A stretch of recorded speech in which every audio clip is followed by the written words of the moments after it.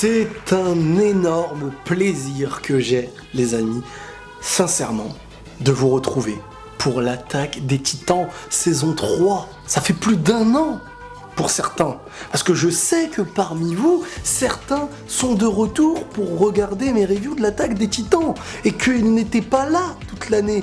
J'ai le flair, Bébert m'a toujours dit. Mais quoi qu'il arrive, les habitués, les non-habitués, je vous souhaite la bienvenue pour le début de cette saison 3 de l'attaque des Titans, qui commence, pour ceux qui attendaient de l'explosion du Titan, etc., qui commence assez doucement. Mais j'ai envie de vous dire, ne soyez pas trop impatients, parce que, avec conviction, croyez-moi bien, on construit, on apprend, et tout va exploser. Mais chaque chose en son temps. Alors, j'étais déjà très attentif, avant toute chose. La première chose que je voulais voir, déjà, c'était le générique. Et me dire, qu'est-ce que ce générique va donner? Je ferai une vidéo spéciale générique de la saison 3 de SNK, très prochainement, peut-être demain. Donc soyez très très attentifs. Mais avant le générique, on m'a, comment dire, interlupé, devancé. Voilà, devancé plutôt.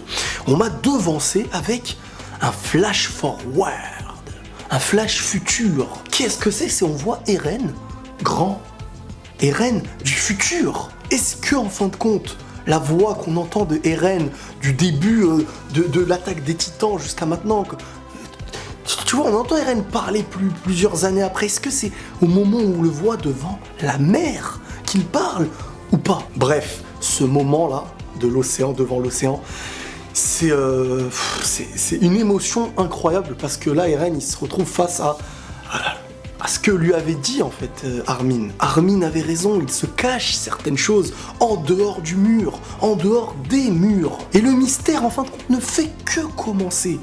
Cette petite séquence du début, elle nous montre ça.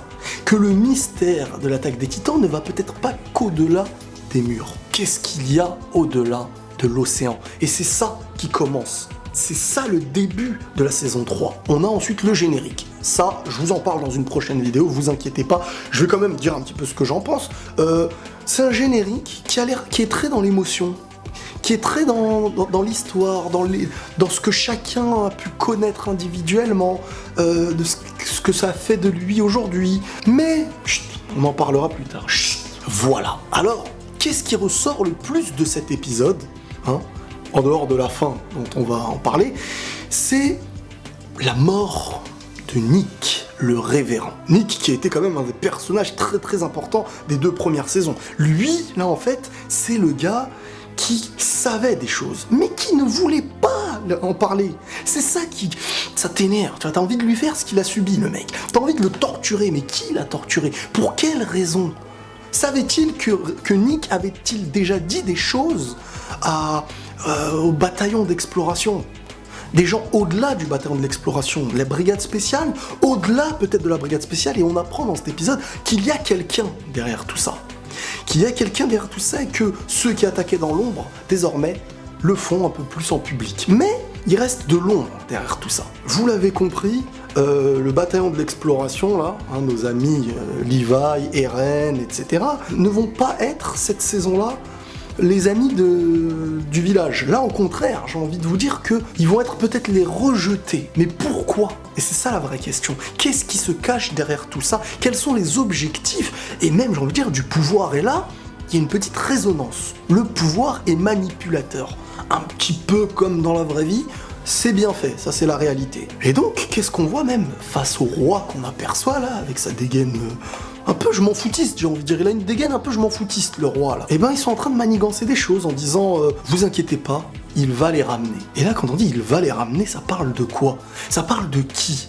Est-ce qu'on parle d'un titan? Est-ce qu'on parle d'un humain? Est-ce qu'on parle de... Et au fur et à mesure de l'épisode, on voit que Eren et Historia sont les cibles. Et là, il y a un gros questionnement, et dans cette saison-là, ça va tourner beaucoup autour de ça. Pourquoi Eren et Historia sont les cibles?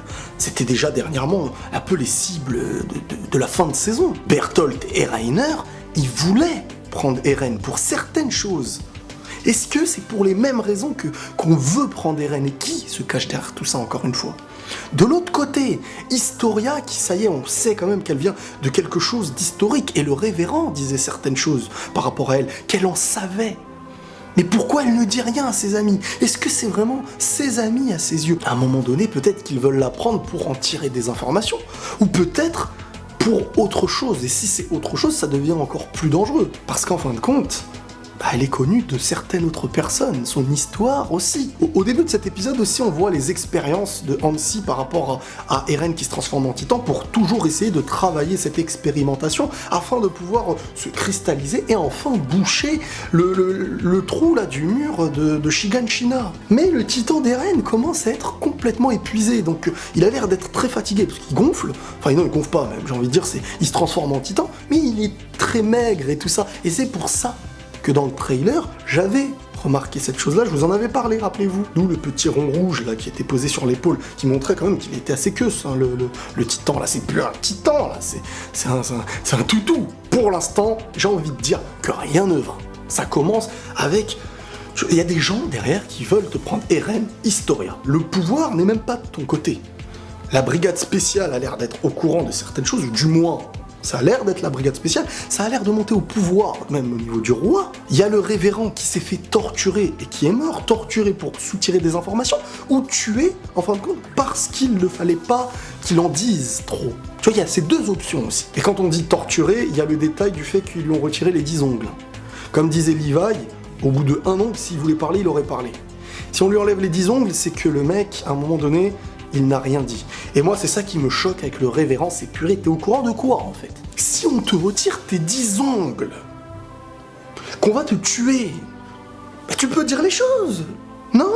Donc le gars est convaincu de certaines choses, de certaines vérités, et il dit que Historia connaît plus de vérités que lui. Donc, si lui, on veut le torturer, Historia, on va en faire quoi, les gars? Il va falloir se camoufler et ne pas se faire trouver. Donc, Levi avait utilisé une méthode, enfin, le groupe a utilisé une méthode, c'était de imiter Historia et imiter Eren. Et donc, d'aller à Trost afin de faire ce qu'il y avait à faire. Directement dans la ville, il y a une chariote qui est passée et qui a pris l'imitation d'Eren et l'imitation d'Historia. Donc là, tu te dis, ok, ils ont l'air très attentifs, les mecs, ils savent qu'on est là.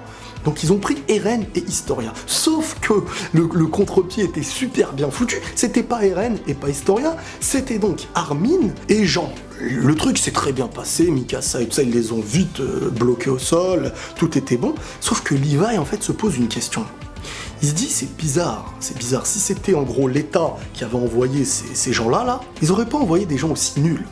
Rien que par leur fierté, ils auraient pas envoyé des gens aussi nuls. Et donc là, Levi était sur les toits avec une autre fille avec lui. Ils étaient en train de surveiller la vraie chariote où il y avait le vrai Eren et la vraie Historia à l'intérieur. Et là, il commence à se dire, ces méthodes-là me rappellent quelqu'un. Ce quelqu'un qu'il évoque, il dit à la fille avec qui il était, est-ce que tu connais Kenny l'égorgeur? En gros, c'est le surnom, ça me rappelle un peu les surnoms qu'on donne aux tueurs, les légendes, les contes. Tu te dis, est-ce que cette personne... Tu ne sais pas si elle a existé. L'autre personne lui explique que c'est un conte, une légende, on ne sait pas si cette chose-là est vraie, si cette personne a existé, mais c'est vrai qu'il paraît qu'il faisait flipper, le gars. Et là, il y a Levi qui explique que Kenny existe. Il existait parce qu'il a vécu un peu avec lui. Connaissant Levi, connaissant le personnage de Levi, les gars, c'est un monstre le mec. Il a vécu avec un mec, ça devait être un monstre. S'il s'appelle Kenny l'égorgeur, c'est pas parce qu'il épluche des pommes de terre, il égorge pas que des Playmobil, c'est sûr. Et au moment où il est concentré un petit peu, mais toujours un peu dans la crainte parce qu'il a l'air de savoir ce que Kenny pourrait faire, on voit une vision, les amis, la vue qu'on voit en arrière-plan, dans un silence, le fait que Levi ne soit pas attentif à ça, c'est que on montre la supériorité aussi de Kenny. Et là, bam! Et là, la fin de l'épisode, elle commence comme ça. C'est même... Ça m'a un peu attristé, mais il n'y a pas de générique final. Est-ce qu'il y en aura des endings dans les autres épisodes? Je sais pas. Mais il n'y a pas de générique final. Ça a son charme, parce que l'action continue. On perd moins de temps aussi, j'ai envie de dire, donc avec les épisodes, un générique, donc peut-être qu'on agrandit un petit peu plus les épisodes, Mais au moment où il tire avec 2 armes qui ont l'air de combiner, d'être plus puissants que ce que possède le bataillon d'exploration, des tenues bien plus, pas presque futuristes. Il y a des flingues et il s'accroche avec un genre de pistolet comme Batman. Je sais pas si vous voyez ce que je veux dire. Bref, il a tiré, il a tué la fille à côté de Levi, une fille qu'on voit au début, j'ai oublié son nom. Mais bon, elle est morte, hein, son nom, je pourrais pas forcément bien m'en rappeler. Hein. Et là, on voit des gens qui accompagnaient Kenny dans la ville limite qui s'élève au ciel et qui commencent à les tuer. Tous ceux, nous tous qui craignons de ne pas avoir de sang, de violence et tout ça, ça se termine dans un petit bain de sang. L'image de voir quelqu'un tomber devant un enfant et sa mère, avec le visage ensanglanté, tu vois, c'est du SNK, c'est de l'attaque des titans, c'est glauque, très très glauque. Bref, là, Levi a reconnu Kenny parce qu'à la fin, il crie « Kenny !» Tu vois, Kenny! Et l'épisode se termine comme ça, donc le prochain, forcément, il va y avoir du combat Kenny, Levi, et peut-être de l'histoire, et ça va être assez intéressant. On est dans la construction de quelque chose. Si vous n'avez pas apprécié cet épisode, parce qu'à vos yeux, ça manque de titans, etc., dites-vous une chose, c'est que là, il se cache des choses derrière, là, qu'on ne sait pas. Les choses qui se cachent derrière tout ça, c'est les choses qui se cachent derrière tout ça du début de l'attaque des titans. Donc chaque petite révélation qu'on va avoir là, les amis, ça va être de la révélation qui nous permettront de mieux comprendre la saison 1 et la saison 2. Les personnages ont évolué en fonction des épreuves qu'on a eues dans le passé. Quand je vois Historia là, qui elle-même a dit c'est bon, c'est plus la même fille que vous avez vue par le passé. N'oublions pas que Historia aussi, elle a grandi avec Ymir. Ymir qui les a abandonnés il y a je sais pas combien de jours avant, mais elle les a abandonnés, elle est partie avec Bertholdt et Rainer. Où sont Bertholdt et Rainer? Fin de la saison 2, si je me souviens bien, on les avait vus poser sur le mur de Shiganshina. Regardez-moi bien, vous savez ce que ça veut dire. On apprend aussi qu'Historia a l'air d'avoir une histoire très triste. Et c'est le commandant Erwin qui le dit à Levi. Parce que Levi est quand même dans le questionnement par rapport à Historia. Lui, il a entendu le révérend dire certaines choses par rapport à elle. Je pense qu'à un moment donné, Levi, il va perdre patience, il va lui demander de lâcher certaines vérités. Parce que là, écoutez-moi bien les gars, vous êtes... Non, parce qu'on va se mettre dans le contexte. Vous êtes entouré de murs. Dans un de ces murs, vous avez pu apercevoir un titan. En dehors des murs, il y a des titans. Mais dans la ville, il y a des mecs qui ont l'air d'être au courant de ce qui se passe. Qu'est-ce que c'est que ces titans ? De pourquoi Historia, qui a l'air d'avoir une grande histoire royale, elle a l'air au courant. Ou pas, mais on nous dit qu'elle est au courant. Et le révérend n'est pas un menteur. Ils ont tué le révérend. Pour quelle raison? Historia actuellement a perdu celle à qui elle s'accrochait. On va avoir une nouvelle Historia, c'est elle qui le dit. Donc, ça va être quoi son développement et comment elle va devenir? Est-ce qu'elle va rester proche d'eux? Ou est-ce qu'en fin de compte, ce lien qu'elle avait avec eux va s'éloigner du fait que Ymir n'est plus avec elle? Elle a accepté même déjà le fait qu'elle puisse accepter le départ d'Ymir, c'est quelque chose de fou aussi. Hein. Et surtout là, ce qui est flippant pour ce petit groupe, j'ai envie de dire, c'est que le peuple est contre eux. Parce qu'il est dit maintenant qu'il faut capturer Eren et Historia. C'est ça, moi, qui commence à faire flipper. C'est le fait que tu prends Eren et Historia, qu'est-ce que vous allez en faire? Et qui est derrière tout ça? C'est le titan bestial? C'est... Qui est derrière tout ça? Ce que j'ai kiffé dans cet épisode, c'est que j'ai l'impression que ça avance. Hein. J'ai l'impression que... on est dans un épisode, même s'il a duré que 20 minutes, on dirait vraiment qu'il a duré longtemps. Pas par rapport au temps, mais par rapport au développement de tout ce qui se passe. Et si chaque épisode avance à ce rythme-là, on va aller très très très loin. Donc le premier épisode, les amis, regardez-le, re-regardez-le, il y a des informations, il y a des choses à prendre en compte. Et Kenny, qui est-il par rapport à Levi? Quelle est sa puissance? Il a l'air chelou. Est-ce que c'est un titan lui aussi? Comment... Tu vois, c'est... Et ça, on va en parler.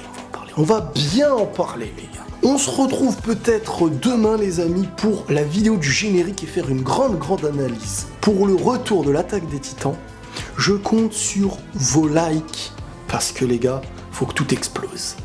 Prenez tous soin de vous, les amis, et la paix sur vous.